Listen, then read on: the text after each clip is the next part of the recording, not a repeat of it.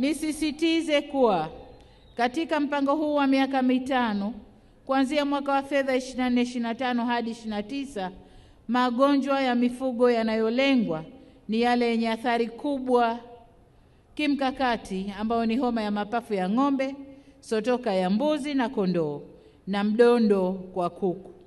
Sasa ili kutokomeza magonjwa haya, gharama za kuchanja mifugo zitachangiwa baina ya serikali na wafugaji wenyewe. Tutakwenda nusu kwa nusu ili kumpunguzia gharama mfugaji. Lakini kwa upande wa pili, gharama za kuchanja kuku zote zitabebwa na serikali. Maana yake ni nini? Maana yake ni kwamba tumeanza kutoa ruzuku kwa wafugaji. Tumetoa ruzuku kwa muda mrefu kwa wakulima, tumetoa ruzuku kwenye korosho, mbolea, viuatilifu, dawa za kupuliza, lakini vivyo hivyo kwenye kahawa na kilimo chingine, aina nyingine za kilimo.